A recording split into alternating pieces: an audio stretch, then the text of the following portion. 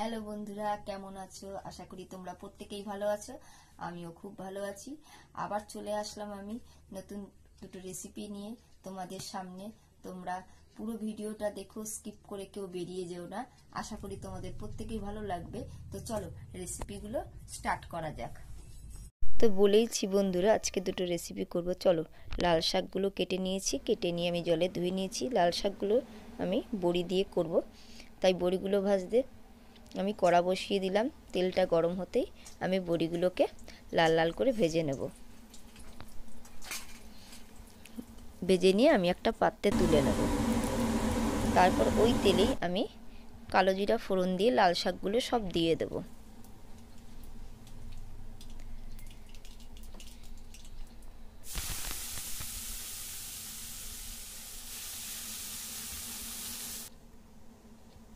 তারপর তাতে পরিমাণ মতন হলুদ আর লবণ দিয়ে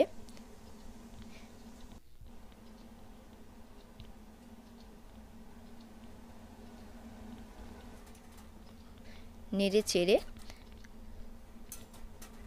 যে বড়িগুলো আমি ভেজে রেখেছিলাম সেগুলো দিয়ে আমি একটা ঢাকনা দিয়ে ঢেকে দেব। তারপর কিছুক্ষণ পর আমি আবার ঢাকনা খুলে দেখব শাকটা কতদূর হয়েছে।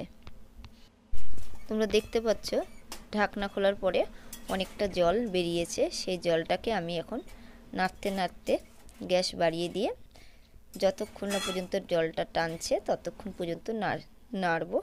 নেড়ে তারপরে আমি আস্তে আস্তে জলটাকে শুকিয়ে ফেলবো। আর আমার কিন্তু লাল শাক এভাবেই নাড়তে নাড়তে হয়ে যাবে। আমার লাল শাক কিন্তু হয়ে গেছে। তো আমি একটা পাত্রে এবার তুলে রাখবো।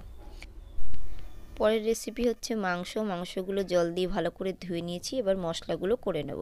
জিরে গুঁড়ো, ধনে গুঁড়ো আর শুকনো লঙ্কা আর পেঁয়াজ, আদা, রসুন সব কিছু মিলিয়ে আমি একটা মশলার তৈরি করে নিয়েছি। এবার মাংসের মধ্যে সবগুলো দিয়ে আমি একটু পাতিলেবুর রস দেব, সরষের তেল, হলুদ, লবণ সব দিয়ে মাখিয়ে কিছুক্ষণের জন্য আমি রেখে দেব।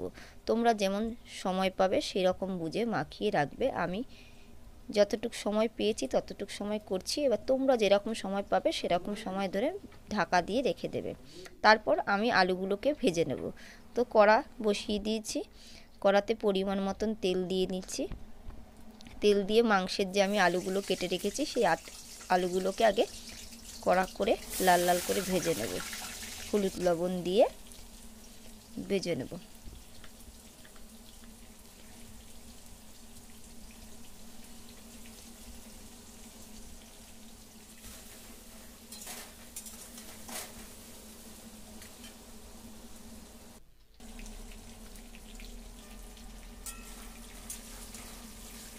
দেখতে পাচ্ছ আলুগুলো লাল লাল করে আমার ভাজা হয়ে গেছে। এবার আমি একটা পাত্রে তুলে নিলাম।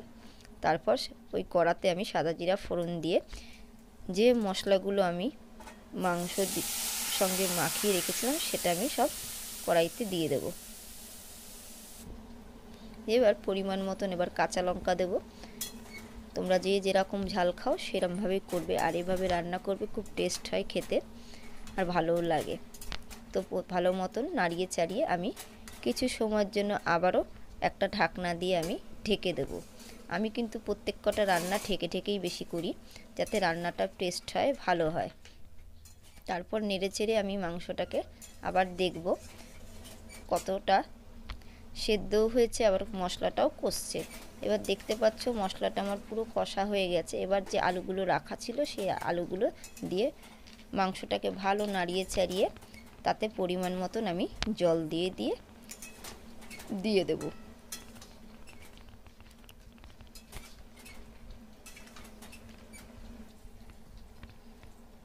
জল দিয়ে একটা ঢাকনা দিয়ে আমি ঢেকে দেব। আশা করি তোমাদের যদি ভিডিওটা ভালো লেগে থাকে অবশ্যই আমার ভিডিওটাকে একটা লাইক, কমেন্ট, শেয়ার করে দিও। আর আমার চ্যানেলটাকে সাবস্ক্রাইব আর ফেসবুক থেকে হলে ফলো করে দিও। তো আমার মাংসটা দেখতেই পাচ্ছ হয়ে গেছে। এবার বেটে রেখেছিলাম গরম মশলা, আমি সেটা দিয়ে নেড়ে চেড়ে আমার কিন্তু মাংস রেডি। আমি এবার একটা পাত্রে রেখে দেব। তো তোমরা এইটুখানি আজকের জন্য ভিডিও তোমাদের কাছে। তো আবার পরে তোমাদের সাথে দেখা হবে। Tata bye bye. সবাই ভালো থেকো বন্ধুরা, আর অনেক অনেক ভালোবাসা তোমাদের জন্য। আর পরের ভিডিওর অপেক্ষায় থেকো।